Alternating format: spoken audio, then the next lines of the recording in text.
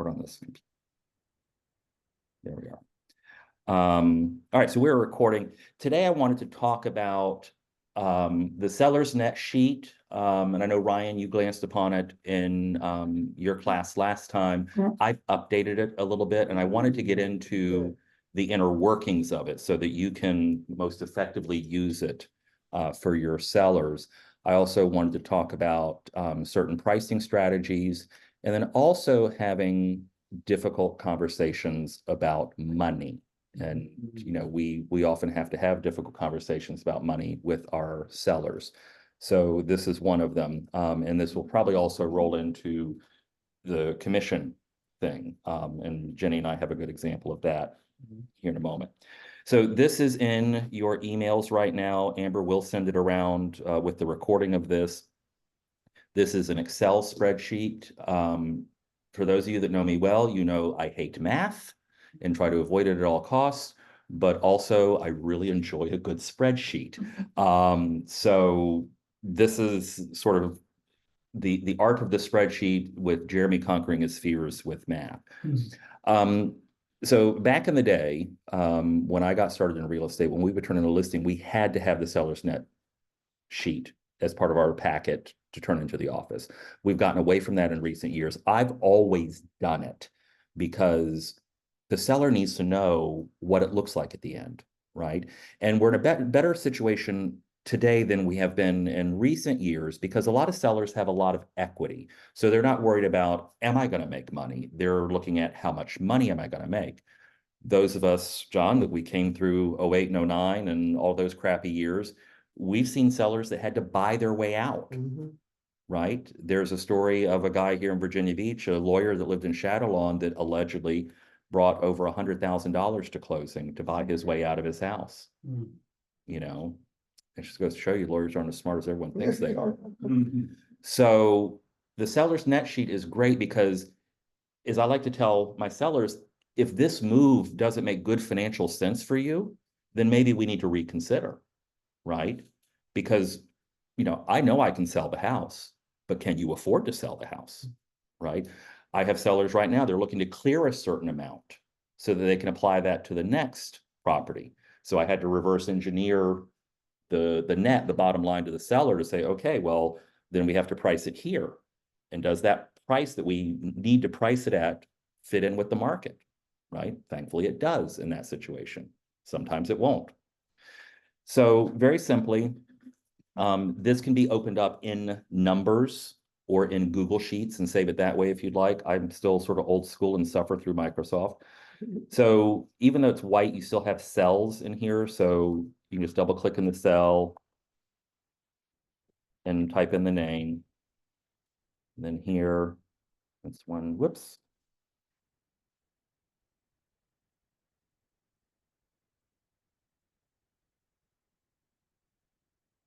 Right, so nice little identifier for them.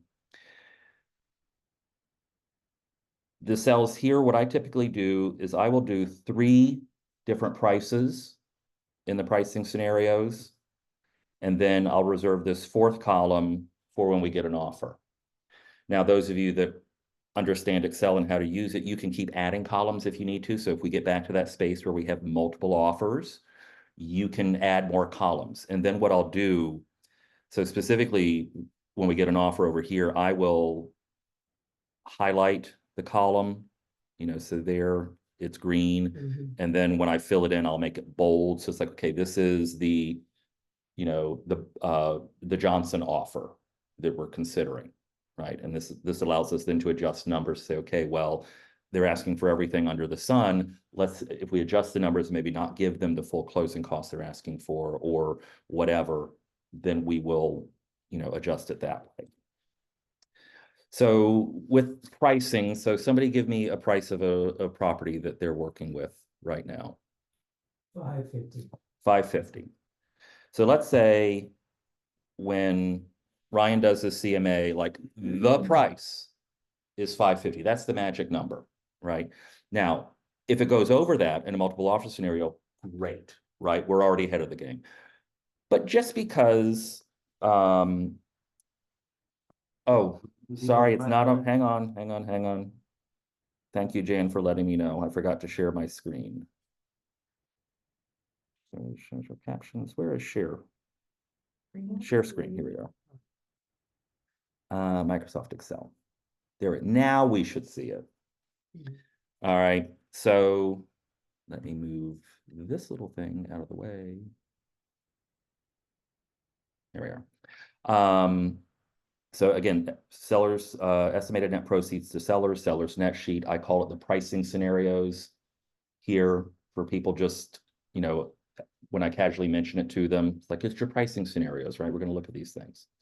So here again, 550 is the magic price that we're going to list at.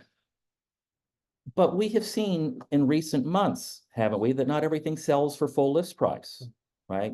The 8% interest rates kind of killed us on that. So in the event that it doesn't sell for 550, I want to do 540 and I want to do 530, right?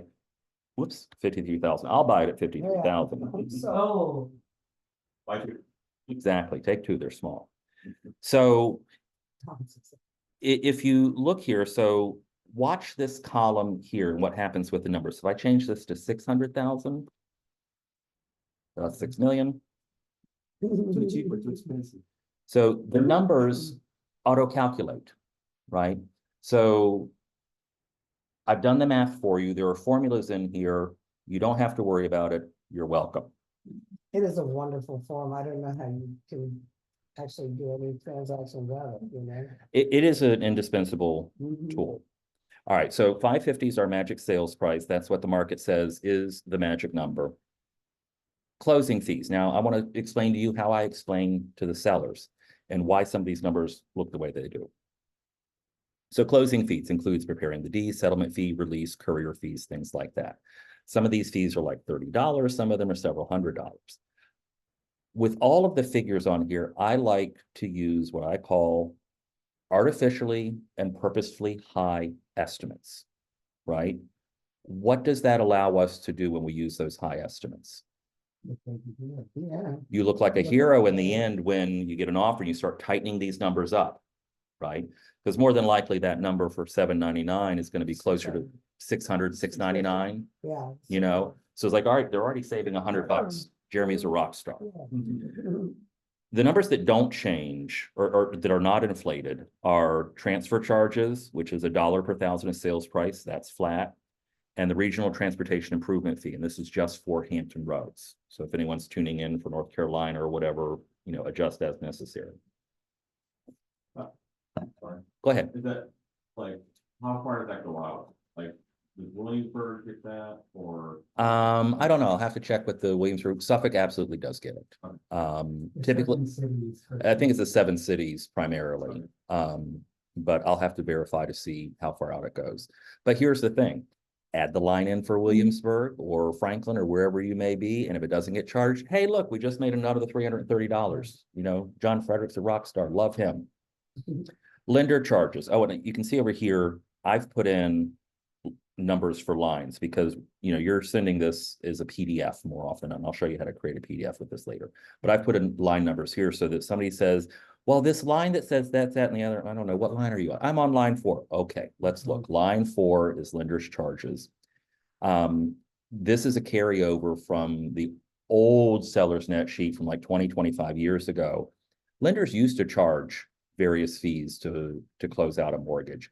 They don't really anymore. I have not seen any lender charges at all, but I'd like to put this on here because God forbid there's some random charge. At least we know that a lender could charge something, even though I have zeros on that line there.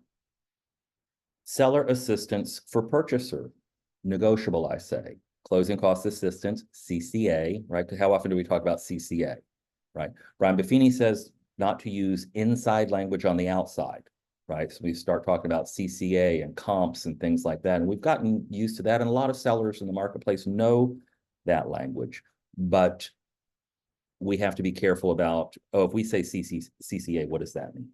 Closing cost assistance to the buyer, seller assistance for purchaser, things like that. And you can see here that I have, it's plus or minus 3% of the sales price. Let me see if I can bump this up just a little bit, use the full screen.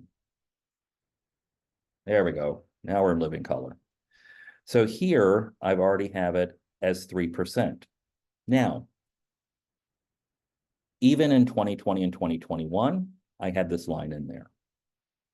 I still have this line in there because we're kind of in a funky market condition right now, right? Buyers are coming back into the marketplace because rates are not 1,000,000%. We still have a shortage of inventory. The likelihood that the seller will have to pay closing cost assistance to the purchaser is very low. But what if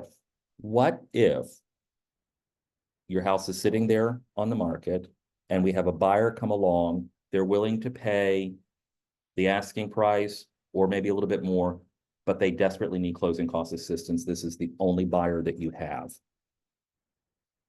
I like to factor this in. Now, what I tell the sellers is I like to factor this in because of all that. And my goal is to reduce that number as much as possible, right? Work with the lender. Maybe the buyer only needs, instead of the full 16.5, maybe they only need 8. Maybe they need 10, right? But if it's the only buyer we have and it's going to cost $16,500 to sell your house, in addition to repairs and things like that, we may want to consider it, or we may want to consider, do we stay on the market for another couple of months, right? And this is where we go into having difficult conversations about money, but we'll get to that in a minute. Termite and moisture, typically about $95. I've seen $125. So again, high estimate, $195 for the letter.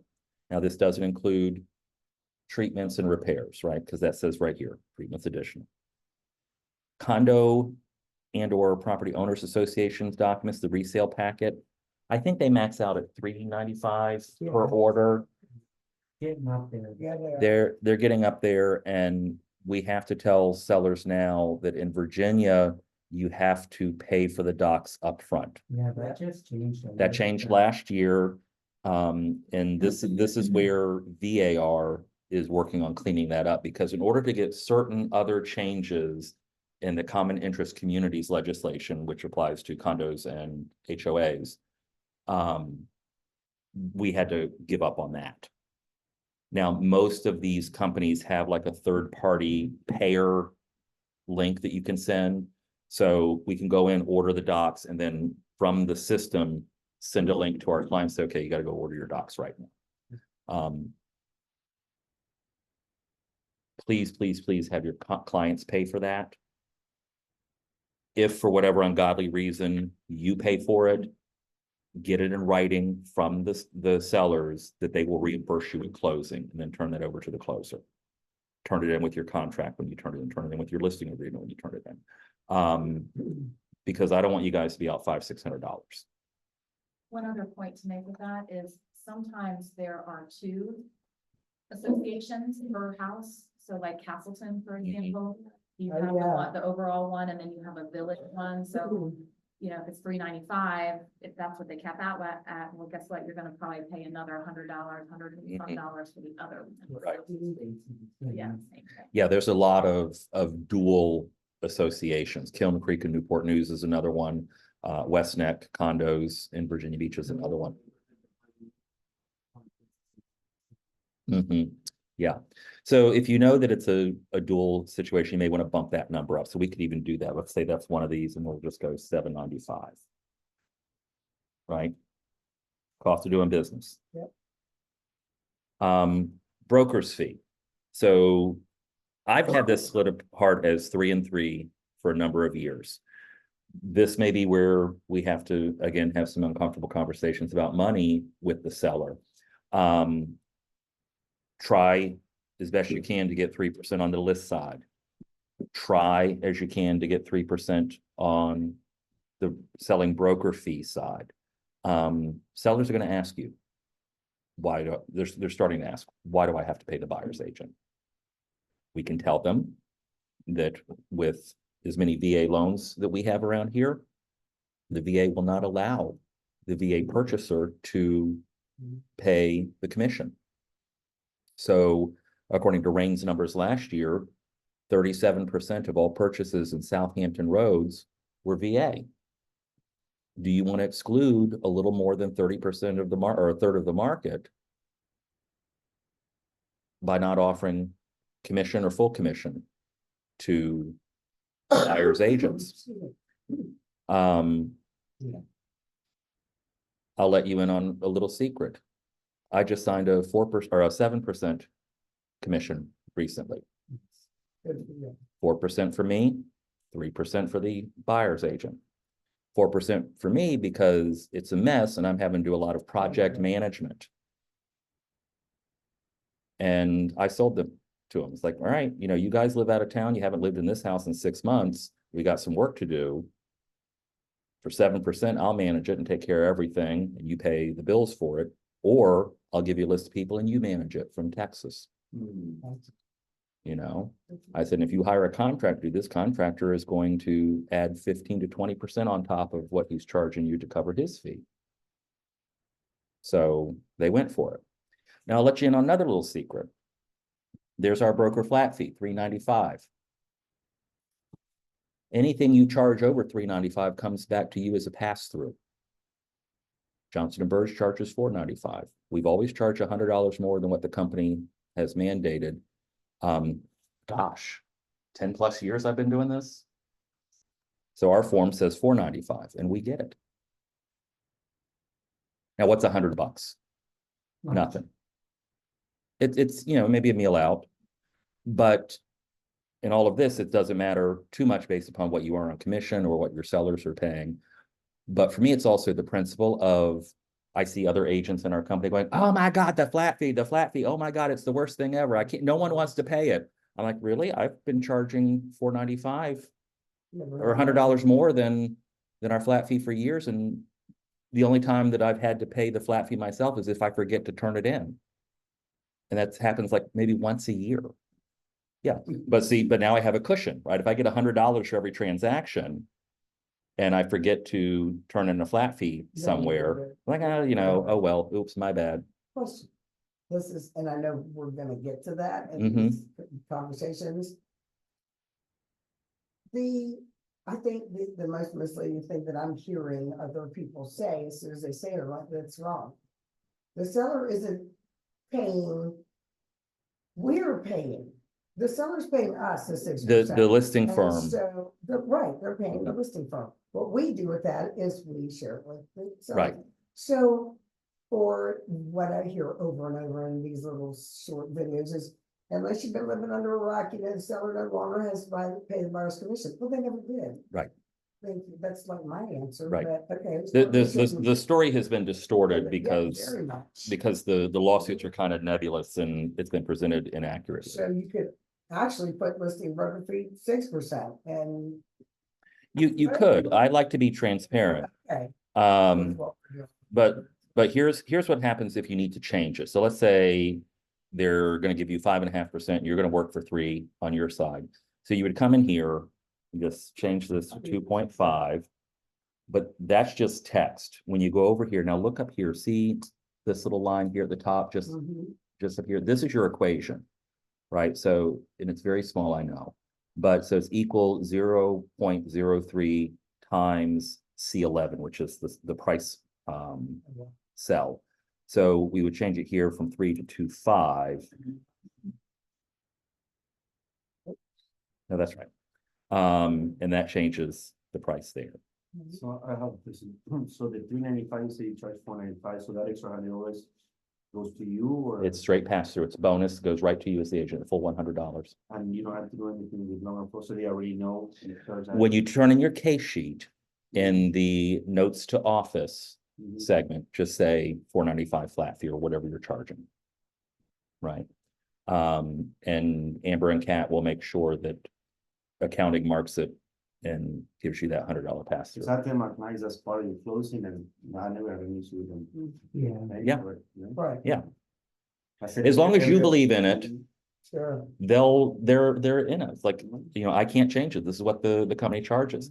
And really to argue about $2.95, $3.95, $4.95, when we're arguing about all these other numbers Mhm. on here, it's like, what's really the issue? You know, I'm gonna make that money up by controlling the other expenses.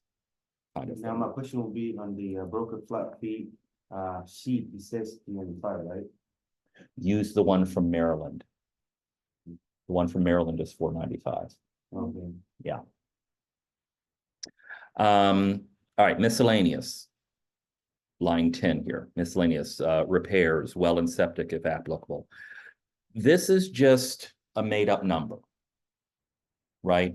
And you may want to adjust this as necessary, right? Because we've all been in $500,000 plus houses where it's like, ooh, you need $20,000 for Right. it. We've also been in $200,000 houses that are pristine.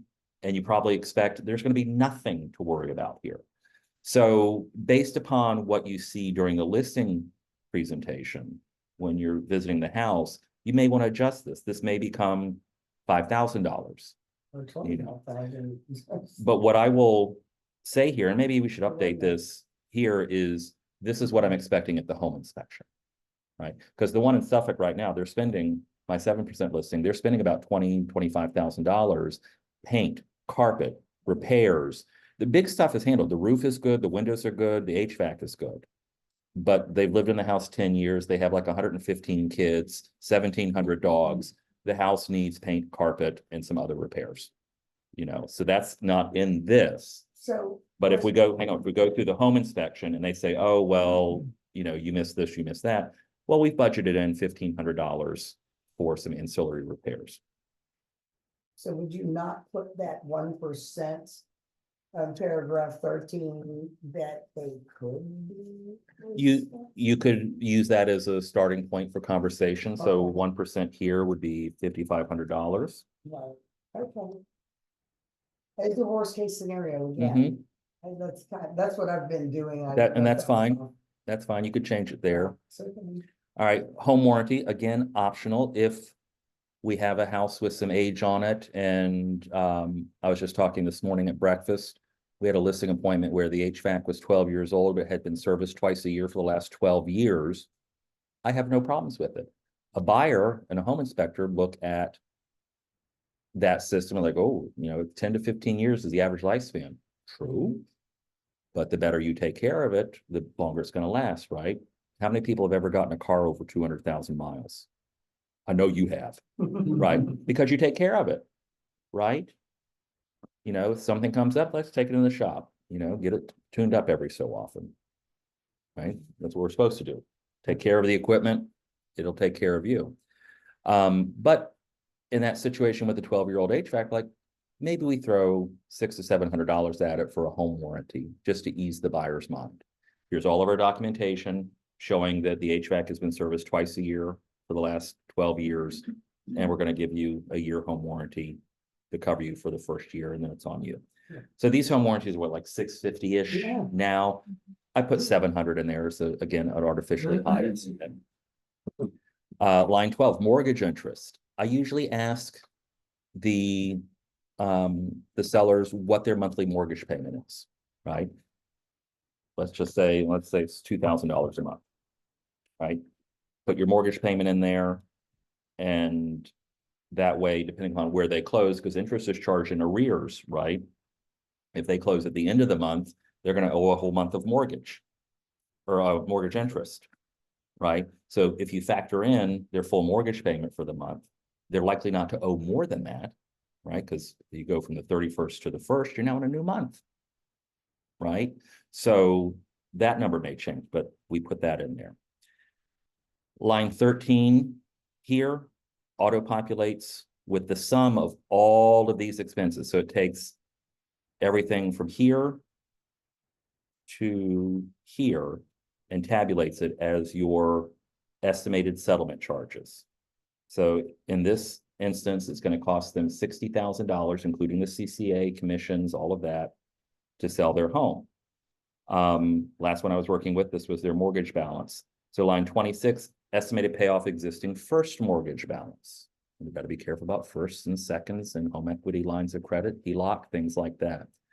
Let's just say that they have a relatively low mortgage balance. In this instance, I think they told me it was about 174. And I'm like, let's bump that up to 178. Again, because I like to use artificially high. And maybe they said 168. And I said, well, let's add 10,000 to that. You know, and again, telling them I like to work with these high estimates so that, and I'll tell them so that when they start coming down, you think I'm a genius. I will tell them that. right? And I said, that's my goal, is to start constraining these numbers when we get an offer, so you can see, okay, you know, you owe 168 on your mortgage. Well, okay, that's now the real number. We'll change that in the next iteration, kind of thing. Very important question to ask. Do you have a home equity line of credit? Do you have a second mortgage? I get the answer every now and again. Well, we had a HELOC, but we paid it off 10 years ago. Great. Did they record the payoff? Oh, I don't know. Give me the information for your HELOC that has been paid off for more than 10 years. And let me give that to the attorney. And I ask for it because I've had situations where literally at the closing table, waiting for the revised settlement statement to come in. And Sherma at Shaheen tells me, we don't have a payoff for a town bank. This is what I remember over in Pine Meadows. The sellers had a home equity line of credit with Town Bank, and it still shows as open. And like, we're there at closing, calling Town Bank, like, fax me over something right now. Don't make me drive over to Suffolk to Harborview and, you know, reach through your throat to get it. You know, Because this is, they are open lines, so they still. but it was paid off But and paid off. closed, but it Okay. was showing as open. There was nothing in the title search that showed that it had been closed out and a satisfaction of lien had been recorded. And I've seen that also with second mortgages. You know, in 04 and 05, we did a lot of like 97 and 3 loans, right? 97% of value plus 3% to give you 100% financing. You pay off that smaller loan very quickly because it's usually a higher interest rate. If the mortgage company doesn't record a satisfaction of lien, then it'll still show in the title search as an open lien, right? So we need to start having these conversations with people. So estimated total charges, this line is the sum of total estimated settlement charges plus paying off the mortgage, gets us this big scary number, which then gets us this big beautiful number down here, right? We take the 550, deduct 238 and change.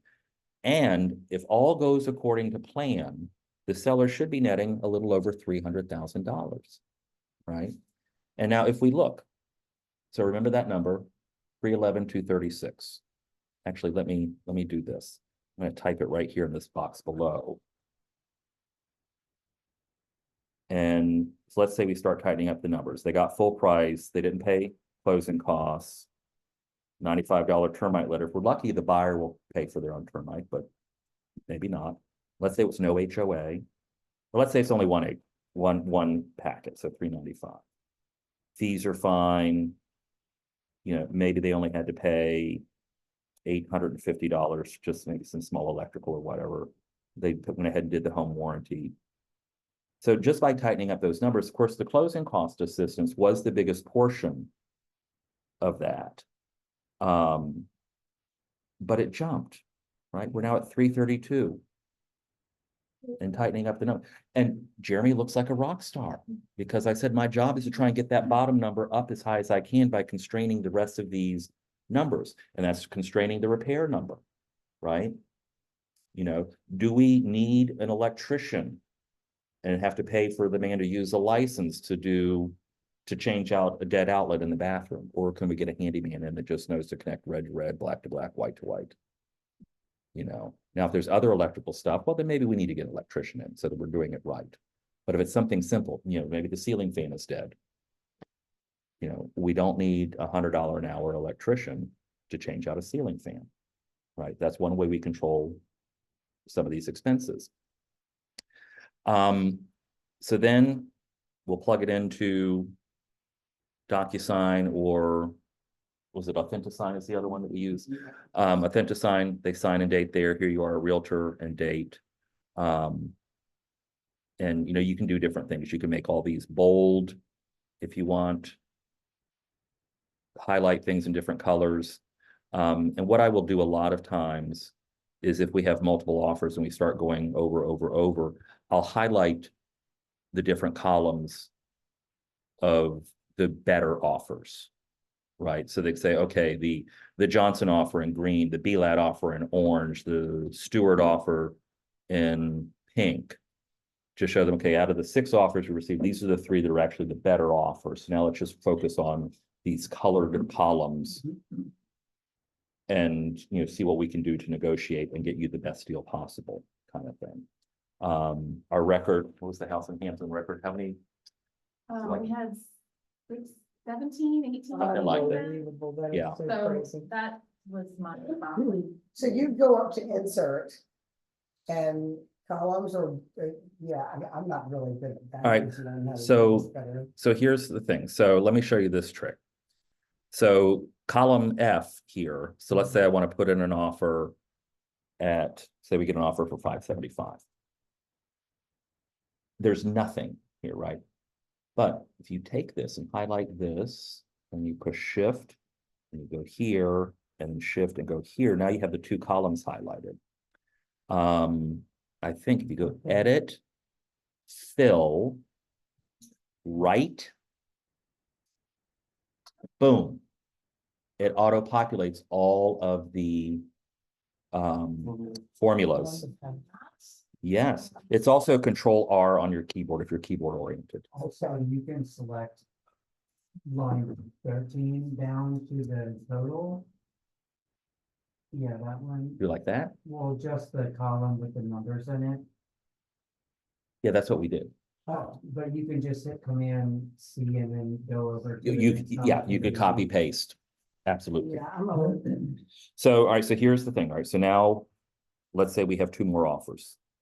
So I'm gonna start here, and we're gonna go over 2 columns. And then I'm holding the shift. Go down H.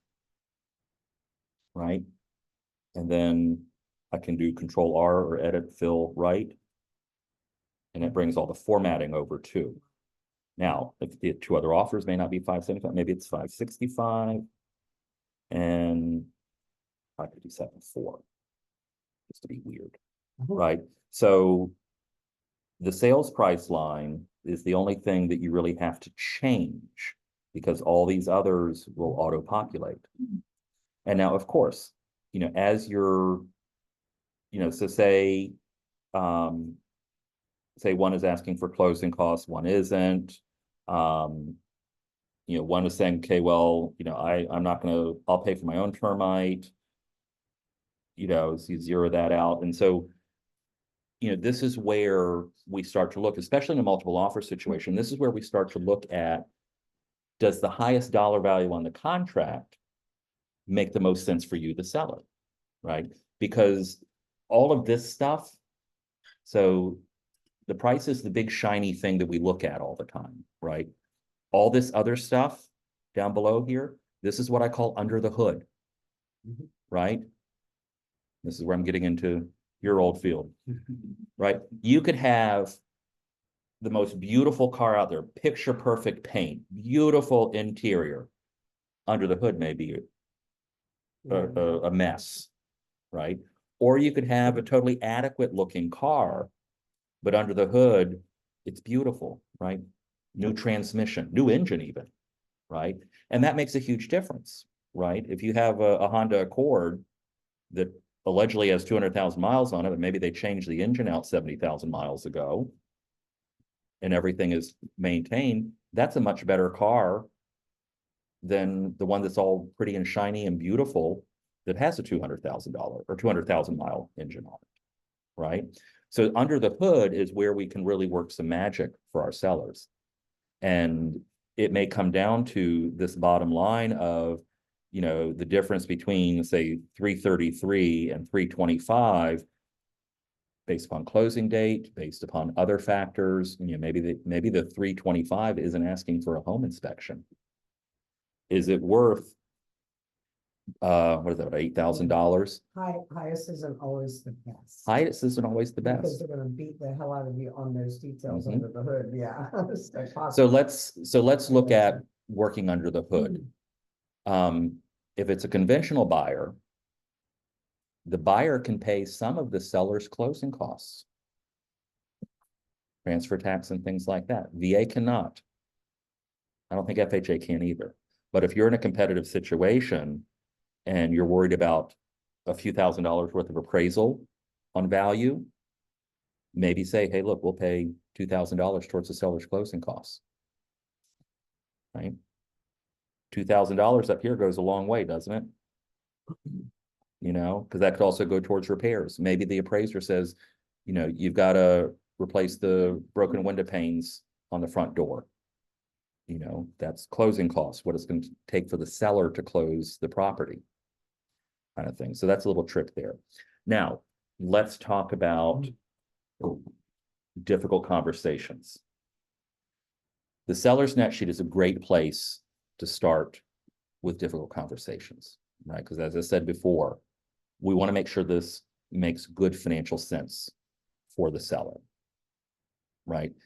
We see a lot of sellers that they want to sell, move out of the area, go to South Carolina to be close to the grandkids, or go to Maine because they have a vacation home up there and that's where they want to live and they can work remotely. But the numbers may not work for them. So let's say, let me highlight this column here because this is where we want to work. Do it in pink. So let's say we want to list the house for $550. Not going to pay closing costs, but let's say they owe $450 on their mortgage because they just bought that not that long ago, or maybe they still owe $5. Maybe they bought in 2020, and there's some appreciation, but not the same appreciation had they bought in 2018 or 2019, right? The difference between what you bought in 2018 or 2019 and what you can sell for today is different than what you would have bought in 2020 or 21 and selling today, right? Because we still had sort of normal prices in the good old days of 2018 and 2019, and then there was this huge jump in appreciative values. So if they're thinking, oh, well, we owe $450, we can sell for $550, I'm gonna make $100,000, this is great. Well, no, because you have commissions, you may have closing costs, you have repairs, it's going to cost you some money. So your $100,000 profit is not really a $100,000 profit, right? Or if they bought for 500, the right number of zeros, you know, hey, yeah, you're going to make money, but you're only going to make $10,000. Is it worth it to you? Right? And that's what I call Jeremy's magic question. What's it worth to you? Right? If it's worth it to be done and you take this $10,000 and you go on a nice vacation and off you go, fine, great. You know, if they're in a situation where they have to sell because divorce, Yeah. I was thinking more generously, maybe a new job opportunity somewhere, right? How many people have we worked with that they retire out of the military here and they move back home to wherever? I've done a number of those over the years. Their terminal move, it's called. Sounds deadly, but you know, Navy moves them one last time and they can go wherever they want to go. I've had a lot of folks move back to Tennessee. I had one guy that went back to Ohio. I don't recommend that, but that's what he wanted to do. You know, so yeah, if there's some need that they have to sell, divorce, job opportunity, something like that, then we may have to suffer through only a $10,000 profit. And we have to have that difficult conversation. Like, no, I must get at least $50,000 out of this house. Well, then we'd have to sell for $600,000, which means that you're going to have to put $20,000 into renovating the kitchen. Because the data from these comparable sales show that, yes, we could get $600,000 in this neighborhood, but the houses that get that, they have a pool or they have a brand spanking new kitchen and, you know, Just all. went through this on one, Mhm. pricing it, you know. So, you know, this is where we have these difficult conversations, right? You know, if you want top dollar for your home, you have to have a top dollar product to sell. Getting back to other difficult conversations. There's a listing on River Road. River Road here in Great Neck. Look it up and see. Price of what, about $1 million, $1.2 million? Something like that. So yeah. it's right around that $1 million mark. And beautiful property. Very desirable area. River Road is nice. They're paying $0 to the buyer's agent. in commission. So clients of ours actually reached out to us. We would love to see this house. Fine, we will show it to you. But here's how this works. And I forget exactly what I said. It was all in text, but I told them that the buyer's agent or the sellers are not paying a buyer's agent commission. So 0 to us. Now we will ask, this is exactly what I told them. So we will ask the listing agent if the sellers would pay any amount of commission on an acceptable offer. But please know, Mr. and Mrs. Buyer, my clients, that the large portion of it may fall on you to pay. And we work for 3%. So it's 0, So it's 0. and still on the market. It's still on the market. And what was their response? It's not worth it to them essentially. It's Like they said it's a nice house, but not But that not that- nice. but not that nice. Mm, Wow.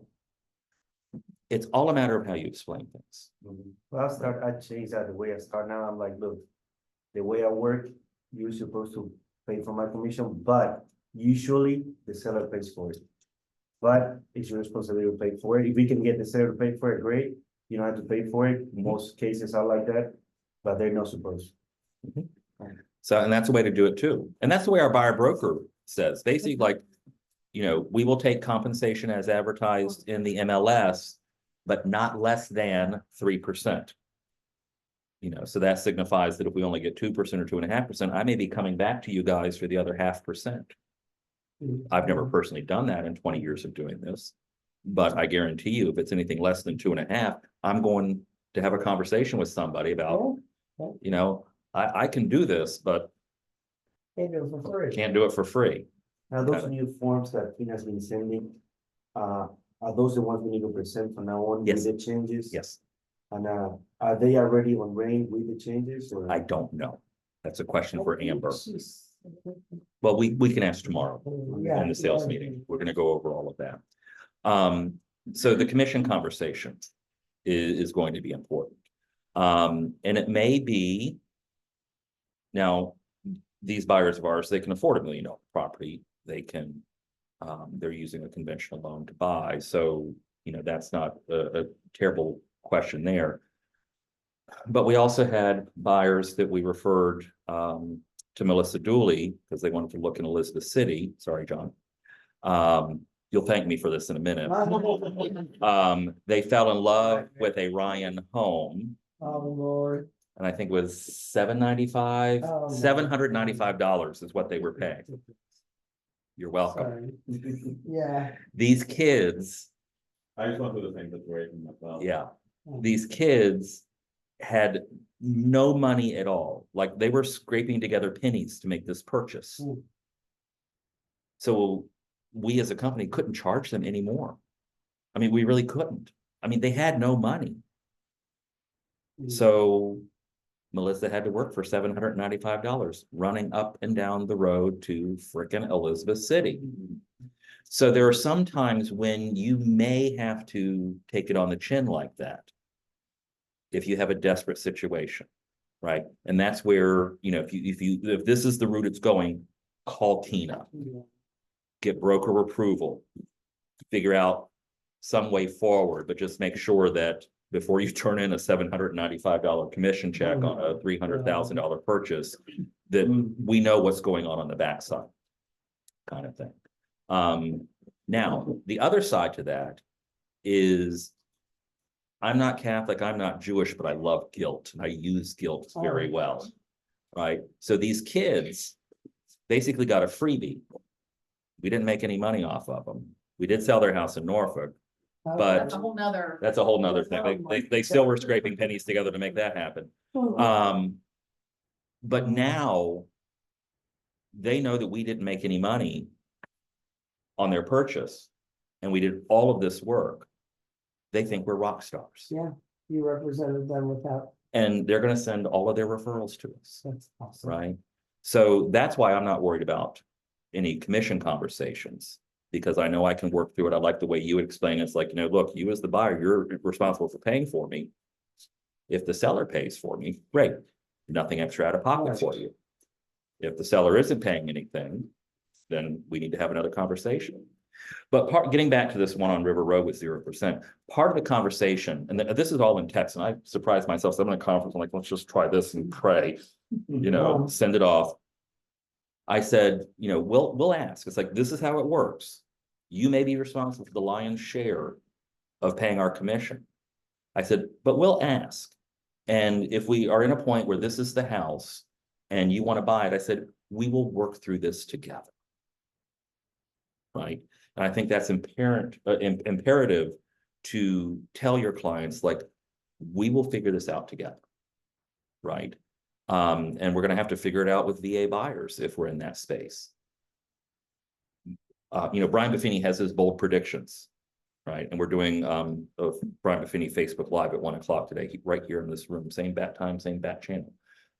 Here's Jeremy's bold prediction for how this year is going to work. The interest rate jumped up to about 8% at the end of the third quarter of last year. As the interest rates were climbing, a lot of buyers in the marketplace went into leases. If you go into a lease in August or September, about 9 months after that, you're starting to look to buy again. Later this summer, renters are becoming out of the woodwork because the interest rates are not 8%. Not 7. Not even. Yeah. So we're going to have the regular set of buyers in the marketplace that we would normally have for the summer going into fall market. And then we'll probably have a lot of people coming out of leases that, like, okay, it's not the 5% interest rate or the 4% interest rate that I really, really wanted, or that my buddy got a couple of years ago, but it's also not 8. And I'm tired of living in an apartment. And they're going to be buying. And I think we're going to get into multiple offers again. I think we're going to get really competitive again with buyers. And we've got to be ready for those conversations as well. And that may be a whole nother class as the market develops. We get back into that, because the way that we worked in 2020 and 2021 with multiple offers, I don't think it's going to be the way that we work this year with multiple offers. We're going to have different conversations, because if we fall out on more than one offer, so property goes under contract and that falls apart, and then we go into another contract and that falls apart, and buyers in the marketplace see that blood in the water, that property then becomes stigmatized, right? What do you mean you had 2 offers that fell apart? You can only blame the buyer and their financing for so long, right? I think that the properties are going to have to be in better condition to get multiple offers this year. I think they're going to have to be priced better than ever before. And I'm working on a class now on how to do a CMA with RPR, the NAR software. So we've got to get a little bit better. So the sellers are going to have to be better than they have ever had to be in the last few years to get multiple offers, right? Because in 2020 and 2021, you could put a price tag on a dilapidated Quonset hut and get 20 offers on it. And buyers would take it sight unseen, no inspections. I don't think we're going to be in that space again this year. I think buyers are going to be much more discerning, and the better priced properties, better conditioned properties are going to get the lion's share of offers. That's Jeremy's bold prediction. Now, for pricing, we also wanted to talk a little bit about pricing. We have like 8 minutes to do this in. I've often talked about the pricing spectrum for the neighborhood, right? And we see that. You run your comps like, okay, for this one, we're working at 550 on this one. Houses in the neighborhood are selling for $515 to $615, right? You have $100,000 swing on prices. We need to look very carefully at what properties at $615 are like, right? Do they have pools? Do they have new HVAC? Do they have like a detached workshop or something like that? Fun fact, with these big kick-ass sheds that people have, they don't count towards value.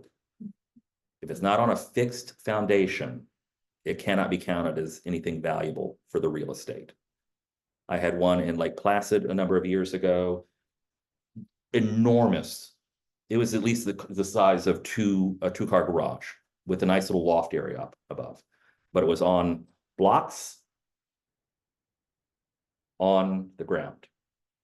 And I'm thinking, this is great. This is like at least $15,000 on price for this beautiful shed. It had like an electrical and, it had a little ramp. You could drive up in there with your lawnmower and all that. I mean, it was phenomenal workspace. And the appraiser dinged us on it. She's like, look, if I can tie a rope around it and pull it off its foundation with my car, it's personal property. It's not real estate. So maybe tell your clients, you can shove some bags of Quikrete under there to make it look like it's, don't do anything illegal.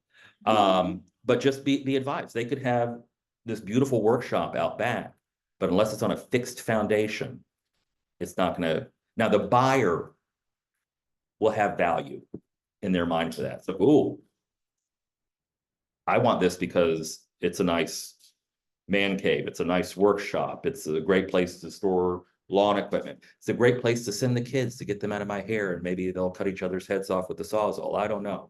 But, that there's going to be perceived value in the buyer's mind for something like that. Just like landscaping, beautiful landscaping is perceived value in the buyer's mind. An appraiser is not going to give you any extra value for beautiful 100-year-old crepe myrtles. The appraiser is not going to give you any extra value for a beautifully manicured hedge. Hardscaping, yes. So beautiful brick patios and things like that, that's fixed. One bad winter and all the landscaping is dead. The brick pathway still is there. So we have to look at, in much more detail, where our subject property, the seller's property, falls within that pricing spectrum. And what I encourage you to do is what I've encouraged every new agent to do over the years is go check out the competition. Whatever's on the market right now in that neighborhood, you go check it out. Bring your sellers with you if they'll let you. But go check out the competition, because in a lot of these neighborhoods, we're going to have 2 or 3 homes up for sale. And if you want to list, you need to be able to say, well, yeah, I know there's one over here that's listed for 600. I still think 550 is the magic price for you, because let's go see it. Maybe it's maybe the kitchens are the same condition, but theirs is a much more functional kitchen, right? It's not a galley kitchen. It's a nice big kitchen with an island. Still 1990s laminate countertops, but maybe the kitchen is a little bit bigger, a little bit more functional, perceived value. Maybe they have a new roof, or maybe the roof is the same age, but they did a soft wash on the roof. So the roof looks beautiful. And your seller's roof has streaks all over it. So then it's like, okay, if we get closer to what that looks like in condition, we can charge more like that price, right? Maybe they ripped out the linoleum in the kitchen and then now it's all LVP, right? A couple $1,000, right? $2,000 on flooring probably gets you about $5,000 to $7,000 on price, right? How many people have walked into a property and you have that new carpet and new paint smell? It's intoxicating. It's carcinogenic, but it's intoxicating, right? It's like a new car smell, right? It's like walking into a bakery. It's like, oh my God, this is the beautiful cookie smell or fresh baked bread. It's intoxicating. So if you could leverage a couple $1,000s on flooring for a couple more $1,000 on value, that would be worth it. Right? So these are some of the things we have to talk with our sellers about. Any questions in our last few minutes? Any answers? Okay. If you all have questions on pricing property, I'm going to throw Ryan out there along with me. Feel free to contact us, right? We each have appraiser friends. I know you and Michelle are close, Betsy. Hughes and I are quite close. We can actually pick the brain of an appraiser if need be, right? If Ryan or I don't have an answer, like, oh yeah, pool is this, that, like we can ask a freebie question. We can phone a friend, as it were. to say, okay, this is what I'm looking at. Give me a ballpark about what I can charge on a line item about this. But like I said, probably within the next month, I'll have a class ready to go on pricing property using RPR. Because it's also what hasn't sold also makes up market desirability kind of thing. So we want to look at, you know, what was withdrawn, what expired, And just or Pending fall or- through. Well, pendings are gonna factor into it too, because what can you do with the property that's pending in the MLS? Call the agent. Call the listing agent or call the buyers, whoever you have a relationship with, Mhm. and say, hey, John, you have 123 Sesame Street under contract. I'm working on some pricing for a house here around the corner. When is that closing? Oh, it's closing in a month. Great. Did you get list price or higher? Most agents are gonna say, yeah, we got list price, or we're fine on Mhm. pricing. We're not technically supposed to say, oh yeah, we got, you know, it's listed at 550, we got 575, 17 off. They offer that up, fine. Don't Yeah. you, not without your seller's permission, don't you offer up those details. But a lot of times, if you just go in friendly with and say, hey, I'm working on pricing for a property around the corner, same floor plan as yours. You know, they'll say, oh yeah, we got list price closing on the 21st. I just had that conversation last week. Like, oh, great, wonderful, got more information than I needed. Yeah. You know, I was just concerned like, all right, when are you closing? And did you get close to list price? And sometimes say, yeah, we went over, yeah, we got really close or spot on, something like that. Mhm. So, you know, you can always call on this. You can also call the recent solds and say, okay, you know, you were listed for 550, but you sold for 525. What was going on? Why did you sell for less? You know, and if they're nice people, they'll tell you, oh, well, you know, we got really nervous at the last minute. We only had one offer because interest rates were 8% and we didn't have any buyers. So we just took this one and ran. Okay. Now we know market condition affected that, right? If you look at the sales over the course of last year, hardly anything sold August, September, October, November, because the rates were so high. And so you come into January and February and you have properties on the market 100, 120 days, and buyers are saying, what's wrong with that property? It wasn't the property, Mhm. it was the interest rates. You got to know what's going on in the space around as well. You know, so that's where we earn our commission. That's where we don't have to have the uncomfortable conversation that you owe me 3% because they're not paying me. It's like, you owe me 3%, so it's not worth it. Mhm. You know, I know what's going on in the market. I will get you your price or better. There's a phrase for you all to use. We're going to price it and negotiate to get your price or better. They eat that up. Your price or better. I had a chuckle this morning. Boy, it has something to do with this, but.